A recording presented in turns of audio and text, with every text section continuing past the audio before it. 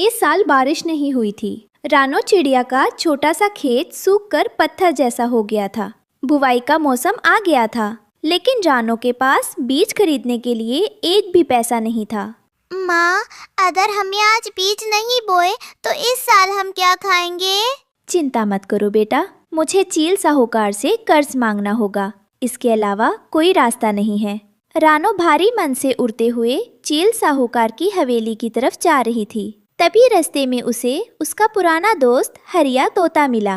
रानो को परेशान देखकर उसने उसे रोक लिया। रानो बहन, रुक जाइए। आप इस दोस्तों, ये रहे हमारी आज की वीडियो के प्यारे सब्सक्राइबर्स और फॉलोअर्स के नाम। शालू, उज्जवल, रवि, लियनाचार्य, जैनब। जो नहीं चुने गए, चिंता मत करो, अगली बार तुम भी बन सकते हो जंगल के सुपरस्टार। दोस्तों, अगर आप भी चाहते हैं मैं आपका नाम अपनी कहानी में लूं, तो देर किस बात की, जल्दी से कमेंट करके अपना नाम हमें भेज। रास्ते पर कहाँ जा रही हैं? आगे तो उस निर्दयी चील साहूकार का इलाका है। हरिया भाई, मेरे पास कोई चारा नहीं है। खेत सूख गया है और बीज के लिए पैसे नहीं हैं। मुझे उससे कर्ज मांगना ही होगा। नहीं रानो बहन, ये गलती मत कीजिएगा। मैंने सुना है वो साहूकार पैसे नहीं बल्कि गरीबों की जान गिरवी रखवाता है। उसके ब्याज के दलदल में जो फंसा वो कभी बाहर नहीं निकल पाया। हम सब मिलकर कुछ और इंतजाम कर लेंगे, पर वहाँ मत जाइए। आप सही कह रहे हैं भाई, लेकिन बच्चों की भूख मुझसे इंतजार नहीं करवा सकती। अगर मैंने आज जोखिम नहीं उठाया तो कल मेरा परिवार खत्म हो जाएगा। मुझे जाने दीजिए। हरिया तोता समझ गया कि एक माँ की मजबूरी के आगे किसी की सलाह नहीं चलेगी। वो उदास होकर वहीं बैठा रहा और रानो डरते डरते चील साहूकार की बड़ी हवेली में पहुंची। वहां नोटों और अनाज की बोरियों के ढेर लगे थे। चील साहूकार अपनी ऊंची गद्दी पर बैठा हुक्का पी रहा था। कहो रानो, खाली हाथ आई हो या कुछ गिरवी रखने को लाई हो? बिना गिरवी रखे मैं एक फूटी कौड़ी नहीं देता। साहूकार जी, मेरे पास गिरवी रखने को कुछ नहीं है। बस मेरा छोटा सा खेत है, उसे रख लीजिए। उस बंजर जमीन की कोई कीमत नहीं है। मुझे कुछ और चाहिए। चील की नजर रानो के मजबूत पंखों पर पड़ी। मुझे तुम्हारे ये उड़ने वाले पंख गिरवी चाहिए। शर्त ये है कि जब तक तुम मेरा कर्ज नहीं चुकाओगी तुम उड़ नहीं सकती। तुम्हें जमीन पर चलकर रेंग कर खेती करनी होगी। मंजूर है? क्या? अगर मैं उड़ूंगी नहीं तो पानी कैसे लाऊंगी, खेती कैसे करूंगी? तो फिर जाओ, अपने बच्चों को भूखा मारो। मजबूर रानो ने कोरे कागज पर अंगूठा लगा दिया। साहूकार ने रानो के पंखों पर एक काले रंग का धागा बांध दिया, जो उसकी गुलामी की निशानी थी। अब वो उड़ नहीं सकती थी। वहाँ कालू कौवा भी खड़ा था। अरे रानो बहन, मैंने तो अपनी जमीन के कागज दे दिए और पैसे ले लिए। अब मैं मजे से उड़कर खेती करूंगा और तुम जमीन पर कीड़ों की तरह रेंगना। अगले दिन रानो अपने खेत में काम करने आई। उसे आदत थी उड़कर एक कोने से दूसरे कोने जाने की, लेकिन आज उसे पैदल चलना पड़ रहा था। तपती धूप में नंगे पैर चलते हुए उसके पैरों में छाले पड़ गए थे। उफ, ये जमीन कितनी गर्म है। लेकिन मुझे रुकना नहीं है। मेरे पंख बंधे हैं पर हौसला नहीं। खेत में पानी देने के लिए रानो को दूर नदी तक जाना था। कालू कौवा ऊपर से उड़कर बाल्टी भरकर लाता और मजे से डाल देता। रानो पीठ पर भारी मटका लादे पत्थरों और कांटों पर चलकर पानी ला रही थी। रास्ते में एक पत्थर से ठोकर खाकर रानो गिर पड़ी। उसके घुटने से खून बहने लगा। नहीं, अगर मैं गिर गई तो फसल प्यासी मर जाएगी। रात को रानो घर लौटी। उसके पैर सूजकर मोटे हो गए थे। बच्चे उसके पैरों पर हल्दी का लेप लगा रहे थे। माँ, आपके पैरों की हालत देखी नहीं जा रही। आप कल से खेत मत जाना। बेटा, किसान का पसीना और खून ही फसल को सोना बनाता है। थोड़ा दर्द सह लूंगी तो तुम लोग पेट भर खा सकोगे। रानो के पैरों के घाव इतने गहरे थे कि हल्दी से ठीक नहीं हो रहे थे। अगली सुबह काम पर जाने से पहले वो लंगड़ाते हुए संजीवनी पहाड़ी पर गई। वहाँ जंगल के सबसे बुजुर्ग डॉक्टर वैद्य जी उल्लू रहते थे। अरे रानो बेटी, ये क्या हालत बना ली है? तुम्हारे पंखों पर ये गुलामी का धागा किसने बांधा? वैद्य काका, ये मेरी मजबूरी है। मुझे बस कोई ऐसी दवा दे दीजिए जिससे मेरे पैर सुन्न हो जाएं और मुझे दर्द महसूस ना हो। मुझे अभी खेत जोतना है। बेटी, मैं दर्द तो कम कर दूंगा, लेकिन याद रखना, ये धागा सिर्फ तुम्हारे पंखों पर है, तुम्हारी हिम्मत पर नहीं। ये लेप लो, इससे तुम चल सकोगी। वैद्य जी ने रानो से पैसे नहीं लिए। रानो ने उन्हें प्रणाम किया और फिर से अपने संघर्ष की ओर चल पड़ी। दूसरी तरफ कालू कौवा पैसों के घमंड में चूर था। उसने मजदूर लगाए थे और खुद पेड़ की छांव में सो रहा था। उसे पता ही नहीं चला कि उसकी फसल में कीड़े लग गए हैं। अरे, अभी तो बहुत टाइम है। साहूकार का पैसा है, बाद में देख लेंगे। फसल कटने में कुछ ही दिन बाकी थे। पीपल की डाल पर बैठे मिठू तोता और बंटी कबूतर दोनों खेतों का नजारा देख रहे थे। बंटी, जरा उस कालू को देखो। दोपहर हो गई है और नवाबजादे अभी भी सो रहे हैं। उसे पता भी नहीं है कि उसके खेत में दीमक लग चुकी है। और वहां देखो मिट्ठू, रानो बेचारी उड़ नहीं सकती, फिर भी घिसट घिसट कर हर पौधे की देखभाल कर रही है। सच में भगवान भी उसी की मदद करते हैं जो खुद अपनी मदद करता है। सही कहा। कालू के पास पंख है पर अक्ल नहीं, और रानो के पास पंख नहीं है पर हौसला बुलंद है। नतीजा तो अब साफ दिख रहा है। महीनों की मेहनत के बाद फसल कटने का समय आया। रानो के खेत में सुनहरा गेहूं लहलहा रहा था। हर दाना मोती जैसा चमक रहा था। रानो के पैरों के छाले अब उसकी जीत के निशान लग रहे थे। वही कालू के खेत में फसल काली पड़ चुकी थी। कीड़ों ने सब कुछ खा लिया था। हाय, ये क्या हो गया? मेरा खेत तो बर्बाद हो गया। रानो अपनी बैलगाड़ी में फसल लादकर बाजार लाई। उसकी फसल सबसे अच्छी थी, इसलिए उसे बहुत अच्छे दाम मिले। रानो ने नोटों की गड्डी संभाली। बच्चों, चलो, आज हमारे पंख आजाद होने का दिन आ गया है। रानो शान से साहूकार के पास गई और उसके मुंह पर पैसे रख दिए। लीजिए साहूकार जी, ये रहा आपका मूल और ये रहा ब्याज। अब मेरे पंखों से ये गुलामी का धागा खोल दीजिए। साहूकार को मजबूरी में धागा खोलना पड़ा। रानो ने महीनों बाद अपने पंख फैलाए और एक जोरदार उड़ान भरी। आहा, अपनी मेहनत की कमाई से मिली आज़ादी की हवा ही अलग है। जब रानो वापस लौट रही थी, उसने देखा कि चील, साहूकार के आदमी, कालू का खेत कब्जा रहे थे क्योंकि वो कर्ज नहीं चुका पाया था। कालू सड़क पर रो रहा था। कालू भाई, मैंने अपने पंख गिरवी रखे थे, लेकिन जमीन बचा ली। तुमने आराम के लिए जमीन गिरवी रखी और सब कुछ खो दिया। इस कहानी से हम सीख मिलती है कि कड़ी मेहनत का कोई विकल्प नहीं होता। स्वाभिमान से बड़ा कोई धन नहीं। जंगल में कड़ाके की ठंड पड़ रही थी, लेकिन इस जानलेवा ठंड में एक परिवार ऐसा था जिसके पास सर छिपाने को छत तो थी, मगर ओढ़ने को कुछ भी नहीं था। रानो का घोंसला बहुत पुराना था। ठंडी हवा के झोंके सीधे अंदर आ रहे थे। रानो के बच्चे कुकू और गुड़िया ठंड से बुरी तरह कांप रहे थे। माँ, मुझे बहुत ठंड लग रही है। मेरे पैर सुन्न हो रहे हैं माँ। माँ, प्लीज कुछ उड़ा दीजिए ना। हवा हड्डियों में चुभ रही है। बस थोड़ी देर और मेरे बच्चों, मैं अभी कुछ करती हूँ। रानो, हमारे पास तो सूखी घास भी नहीं बची। ये बच्चे पूरी रात कैसे निकालेंगे? अगर इन्हें गर्मी नहीं मिली तो ये सुबह तक बीमार पड़ जाएंगे। दूसरी तरफ कालू कौवा और गोरी कव्वी मजे से रानो के पुराने ऊनी कपड़े ओढ़कर बैठे थे, जो उन्होंने रानो से धोखे से छीन लिए थे। आहा कालू जी, रानो का ये पुराना कंबल कितना गर्म है। वो बेचारी तो आज ठंड में अकड़ जाएगी। सही कहा गोरी, जंगल का नियम है, जो ताकतवर है वही जीता है। रानो और टुन्नू जैसे गरीबों को तो जंगल छोड़ देना चाहिए। छोड़िए उन्हें, आप आराम से सोइए, बाहर बहुत कोहरा है। रानो अपने बच्चों को बचाने के लिए घोंसले से बाहर निकली। वो पागलों की तरह इधर उधर कुछ ढूंढने लगी जिससे बच्चों को ठगा जा सके। हे ईश्वर, कोई तो रास्ता दिखाओ, कोई पुराना कपड़ा, कोई बोरी, कुछ भी मिल जाए। उड़ते उड़ते रानो की नज़र जमीन पर गिरे कुछ गेहूं के दानों और एक माचिस की डिब्बी पर पड़ी। सिर्फ ये थोड़ा सा गेहूं, इससे तो पेट भी नहीं भरेगा। लेकिन रुको, अगर मैं इनका इस्तेमाल खाने के लिए नहीं, ओढ़ने के लिए करूँ तो?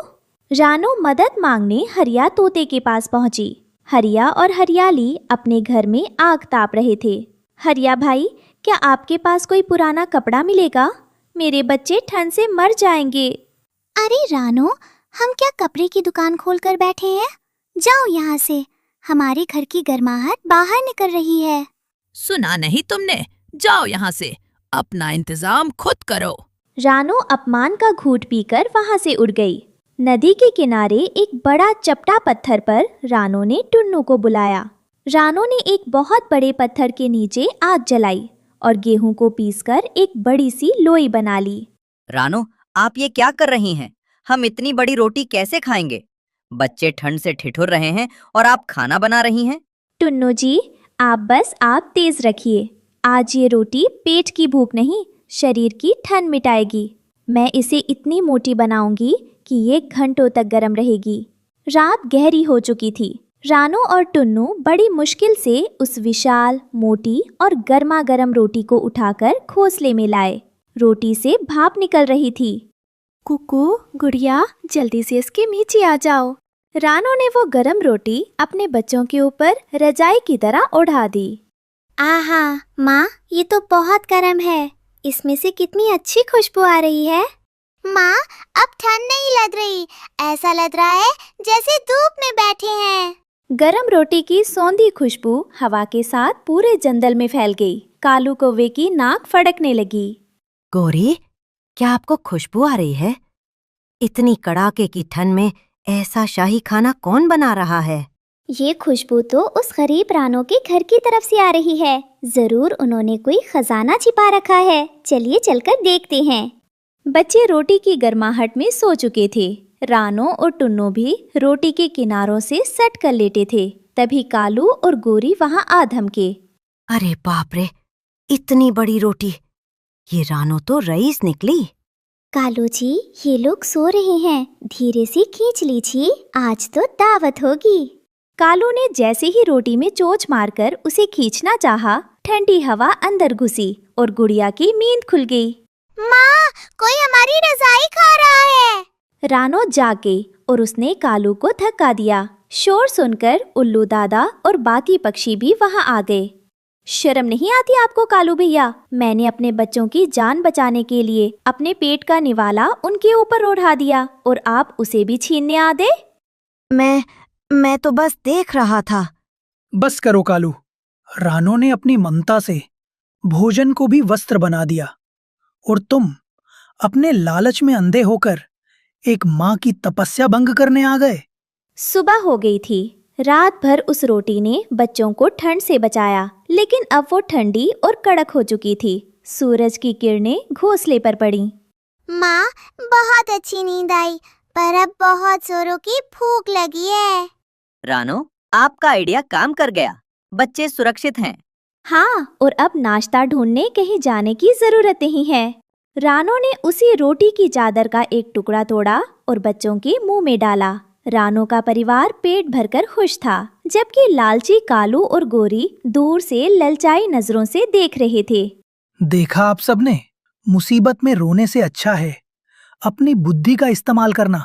एक माँ के लिए उसके बच्चे की जान से बढ़कर कुछ नहीं होता, फिर चाहे उसे रोटी की रजाई ही क्यों ना बनानी पड़े। याद रखिए, हालात चाहे कितने भी बुरे हों, अगर हम हार ना माने तो कोई ना कोई रास्ता जरूर निकलता है। और इस तरह रानो की समझदारी ने करकराती ठंड में भी उसके परिवार को बचा लिया। एक दिन कालू कौआ जंगल के रास्ते में दाना ढूंढ रहा था। तभी उसकी नजर झाड़ियों में गिरे एक काले रंग के बैग पर पड़ी। बैग खुला हुआ था और उसमें से हरे रंग के कड़क नोट बाहर झांक रहे थे। अरे वाह, ये क्या चीज है? इतना सुंदर हरा कागज और कितना कड़क है। न गत्ता न अखबार, ये तो शाही कागज लगता है। इससे तो मैं अपना महल बनाऊंगा। कालू अपनी चोंच में नोटों की गड्डी दबाकर उड़ रहा था। रानो चिड़िया ने उसे देख लिया। उसे इंसानी चीजों की समझ थी। कालू भाई, ये आप क्या उठा लाए? ये इंसानों का पैसा है। ये बहुत मुसीबत वाली चीज है। इसे यही फेंक दीजिए, वरना खतरा पीछे आएगा। रानो, आप तो बस जलती हैं। आप मिट्टी के घर में रहती हैं, इसलिए नहीं चाहती कि मेरा घर सुंदर बने। ये मेरा खजाना है। कालू ने किसी की नहीं सुनी। उसने पेड़ के सबसे मजबूत गोंद से उन नोटों को चिपका चिपका कर एक घर बनाना शुरू किया। 500 और 2000 के नोटों से बना वो घर धूप में चमक रहा था। एक नोट यहाँ, एक नोट वहाँ। वाह, जंगल में किसी के पास ऐसा महंगा घर नहीं होगा। उसी समय बंटी कबूतर और हरिया तोता वहां से गुजर रहे थे। नोटों की तेज चमक उनकी आंखों में चुभी और वे वहीं पास वाली डाल पर रुक गए। वे नजारा देखकर हैरान थे। अरे हरिया भाई, जरा ऊपर देखिए। कालू भाई ने ये अपने घर पर क्या लगाया है? ये तो हरे हरे पत्तों जैसा लग रहा है, पर चमक बहुत रहा है। क्या ये कोई नया विदेशी पत्ता है? आप बहुत भोले हैं बंटी भाई। ये पत्ते नहीं हैं, ये तो नोट हैं, जिसके लिए इंसान दिन रात एक दूसरे से लड़ते हैं। लगता है कालू भाई का दिमाग खराब हो गया है, जो लक्ष्मी को दीवार पर चिपका रहे हैं। चलिए मत हरिया भाई, इसे दिमाग खराब होना नहीं, शाही शौक कहते हैं। आप लोग अपनी सूखी लकड़ियों और तिनकों में रहिए। मैं तो अब इस हरे मखमली कागज में रहूंगा। लेकिन कालू भाई, ये तो सिर्फ कागज है ना? अगर तेज हवा चली तो क्या ये टिकेगा? जाइए जाइए, अपना काम कीजिए। आपको महलों की समझ नहीं है। ये सबसे मजबूत गोंद से चिपका है। शौक तो बड़ा है कालू भाई, लेकिन याद रखिएगा, ये कागज सिर्फ बाजार में चलता है, कुदरत की आंधी के सामने नहीं। कालू ने उनकी बातों को अनसुना कर दिया और फिर से नोट चिपकाने में लग गया। रानो के बच्चे गुड़िया और कुकू अपने मिट्टी के घर की खिड़की से कालू का चमकता हुआ घर देख रहे थे। वे उदास थे। माँ, हमारा घर कितना गंदा और बुरा है। देखिए कालू काका का घर कैसे चमक रहा है। हमें भी वैसा घर चाहिए। बच्चों, हर चमकती चीज सोना नहीं होती। वो घर कागज का है, वो सुरक्षा नहीं दे सकता। हमारा मिट्टी का घर ही हमें तूफान से बचाएगा। कालू का घर बनकर तैयार था। वो नोटों की फर्श पर लेटा हुआ था। उसे बहुत नरम और आरामदायक महसूस हो रहा था। हाँ, क्या जिंदगी है। अब मैं जंगल का राजा हूँ। रानो और बाकी पक्षी तो बस भिखारी है मेरे सामने। शाम ढल रही थी। जंगल के किनारे 2 इंसान चोर दिखाई दिए। वे हाथ में टॉर्च और डंडे लिए हुए थे। वे अपना खोया हुआ बैग ढूंढ रहे थे। अरे, मेरा नोटों से भरा बैग यहीं कहीं गिरा था। अगर वो नहीं मिला तो बॉस हमें छोड़ेंगे नहीं। भैया देखो, उस पेड़ के ऊपर कुछ हरा हरा चमक रहा है। कहीं वो हमारे नोट तो नहीं? चोर पेड़ के ठीक नीचे आ गए। उन्होंने टॉर्च की रोशनी ऊपर मारी। कालू का घर रोशनी में जगमगा उठा।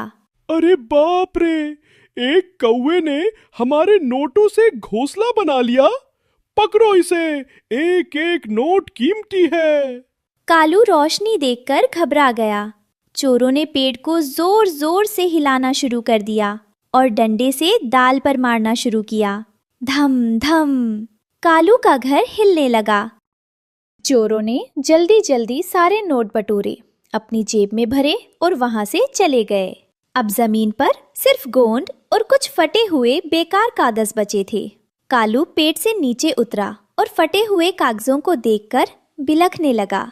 मैं तो सड़क पर आ गया। न घर बचा, न इज्जत बची। रात बहुत गहरी हो गई थी और ठंड बढ़ गई थी। बेघर कालू कांपते हुए रानो के मिट्टी के घर के दरवाजे पर आया। रानो बहन, दरवाजा खोलिए। मुझे बहुत ठंड लग रही है। मेरे पास छिपने की जगह नहीं है। रानो ने तुरंत दरवाजा को खोला और कालू को अंदर बुला लिया। रानो ने कालू को गर्म पानी दिया। बच्चे और रानो सुरक्षित थे। कालू को अपनी गलती का एहसास हुआ। कालू भाई, मैंने कहा था ना, पराया धन और हराम की कमाई कभी घर नहीं बसा सकती। ये मिट्टी का घर सस्ता है, लेकिन सुकून और सुरक्षा इसी में है। आप सही थी रानो बहन। नोटों ने मुझे चोरों की नजर में ला दिया, लेकिन आपकी मिट्टी की दीवारों ने मुझे बचा लिया। अब मैं मेहनत करके अपना साधारण घोंसला बनाऊंगा। अगली सुबह सूरज निकला, लेकिन कालू के लिए वो सुबह बहुत उदास थी। जिस पेड़ पर कल तक नोटों का महल चमक रहा था, आज कालू उस खाली डाल पर सिर झुकाए बैठा था। कल तक मैं इस जंगल का राजा था, और आज मेरे पास सिर छिपाने के लिए एक दिन का भी नहीं है। मेरी मूर्खता ने मेरा सब कुछ छीन लिया।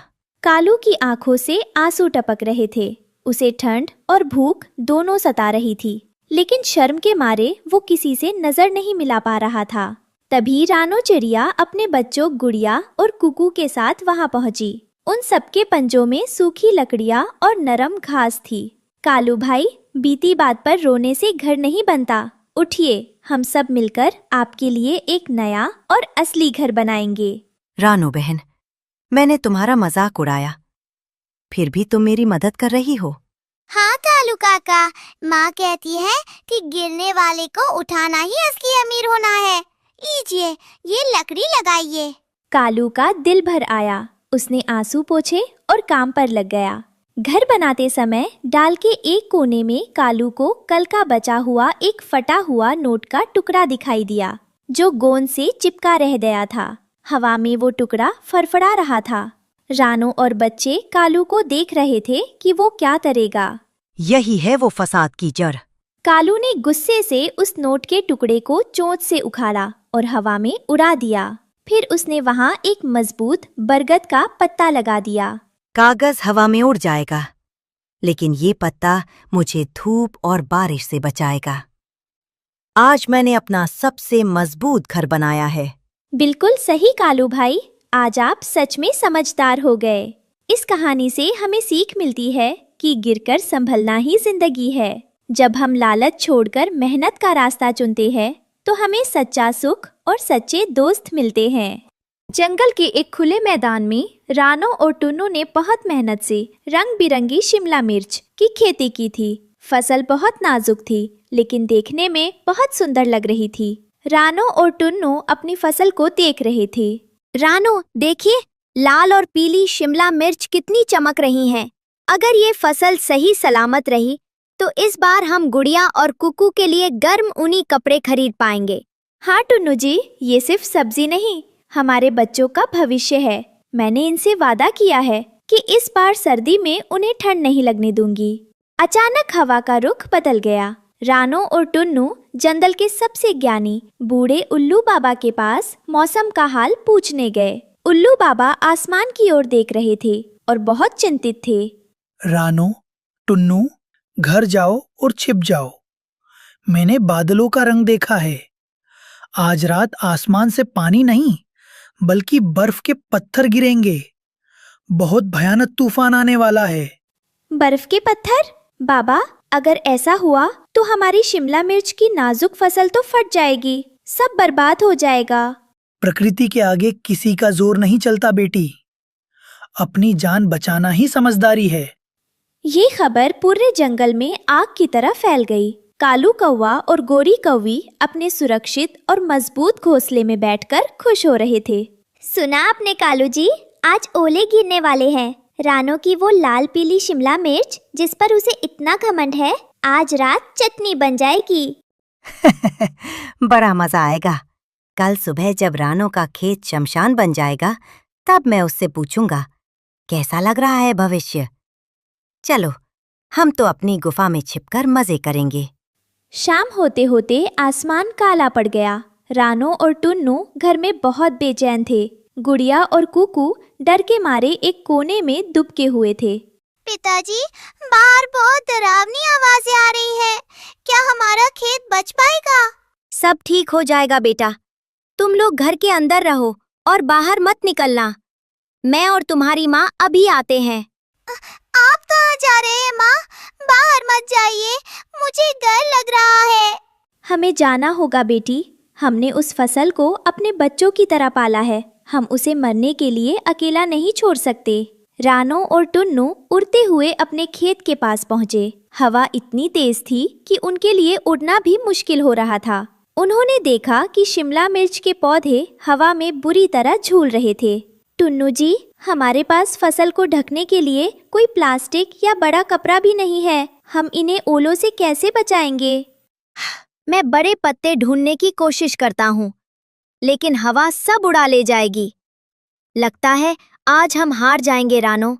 तभी आसमान में तेज गड़गड़ाहट हुई, बिजली चमकी और काले बादलों से सफेद सफेद बर्फ के गोले गिरने शुरू हो गए। पहला ओला जमीन पर गिरा, धप। दूसरा ओला गिरा, धप। तूफान शुरू हो चुका था। ओले गिरने लगे। एक ओला सीधा एक बड़ी पीली शिमला मिर्च पर लगा और वो बीच से फट गई। ये देखकर रानो की चीख निकल गई। नहीं, मेरी फसल! टुन्नू जी, कुछ कीजिए, ये पत्थर सब कुछ तोड़ देंगे। कोई जगह नहीं है छिपने की। रानो, घर वापस चलो, वरना हम भी मारे जाएंगे। नहीं, मैं नहीं जाऊंगी। अगर ये फसल गई तो मेरे बच्चे भूख और ठंड से मर जाएंगे। ओले गिरने पर रानो मदद मांगने उड़ी और सोना बुल के पास पहुंची। सोना भाई, ओले मेरी फसल बर्बाद कर देंगे। कृपया चलिए, आप तो मजबूत हैं। माफ करना रानो, ओले बहुत चुभते हैं। जान है तो जहान है। मैं अपनी गुफा में जा रहा हूँ। निराश रानो ने हाथी दादा को देखा और आखिरी उम्मीद लेकर उनके पास गई। हाथी दादा, आपकी चमड़ी मोटी है, ओले आपका कुछ नहीं बिगाड़ेंगे। कृपया मेरे पति और फसल को बचा लीजिए। हटो, मुझे भी ठंड लगती है। तुम्हारी 2 कौड़ी की मिर्च के लिए मैं चोट क्यों खाऊं? जाओ यहाँ से। सबने ठुकरा दिया। रानो रोते हुए वापस खेत पहुंची तो वहां सिर्फ बर्फ की सफेद चादर थी। टुन्नू कहीं नहीं दिखा। टुन्नू जी, आप कहाँ हैं? देखिए, मैं वापस आ गई हूँ। सिर्फ हवा की साय साय सुनाई दी। रानो ने देखा कि खेत के बीचों बीच एक बर्फ का टीला बना हुआ है। उसका दिल जोर से धड़का। उसने अपनी नन्ही पंजों से उस बर्फ को हटाना शुरू किया। ओले और तेज हो गए, धम धम। उसे समझ आ गया कि अब बचने का कोई रास्ता नहीं है। उसने पंख फैलाकर टुन्नू और उस बची हुई शिमला मिर्च के ऊपर लेट गई। मैं आपको अकेले नहीं छोड़ूंगी टुन्नू जी, हम साथ आए थे, साथ ही जाएंगे। धीरे धीरे गिरते हुए ओलों ने रानो को भी ढक लिया। कालू कौवा अपनी गुफा के मुहाने से ये सब देख रहा था। बिजली की चमक में उसे रानो और टुन्नू खेत में पड़े दिखाई दिए। अरे बाप रे, ये दोनों तो पागल हैं। सब्जियों के लिए अपनी जान दे रहे हैं। कोरी, देखो इनकी बेवकूफी। मरने दो इन्हें। कल सुबह ना चिड़िया बचेगी ना चिड़ा। खेत भी हमारा हो जाएगा। सुबह खेत बर्फ से ढका था। गुड़िया और कुकू ने रोते हुए खेत के बीच बने एक बर्फ के टीले को हटाया। नीचे रानो और टुन्नू एक दूसरे से लिपटे नीले और ठंडे पड़े थे, लेकिन उनके नीचे शिमला मिर्च बिल्कुल ताजी थी। माँ, पिताजी, उठिए, आप इतने ठंडे क्यों हैं? इन्होंने हमारी सब्जी के लिए खुद को कुर्बान कर दिया। वे हिल नहीं रहे थे। बच्चों की दर्दनाक चीखों से पूरा जंगल गूंज उठा। बच्चों की आवाज सुनकर हरिया तोता, कबूतर और जंगल के बाकी पक्षी वहां आ गए। ये अभी भी सांस ले रहे हैं, लेकिन धड़कन बहुत धीमी है। जल्दी करो, इन्हें डॉक्टर कबूतर के पास ले चलो। सभी पक्षियों ने मिलकर रानो और टुन्नू को उठाया और सुरक्षित जगह ले गए। काफी देर तक गर्मी देने के बाद रानो और टुन्नू ने धीरे धीरे आंखें खोली। वे बहुत कमजोर थे। मेरे बच्चे, मेरी फसल। सब सुरक्षित है माँ, आप बस हमें छोड़कर मत जाना। तुम दोनों ने पत्थरों के आगे ढाल बनकर इतिहास रच दिया रानो। फसल तो फिर उगाती हरिया भाई, पर बच्चों का भविष्य नहीं। इस कहानी से हमें सीख मिलती है कि माता पिता दुनिया की सबसे मजबूत ढाल होते हैं, जो खुद चोट सहकर भी बच्चों का भविष्य सुरक्षित रखते हैं।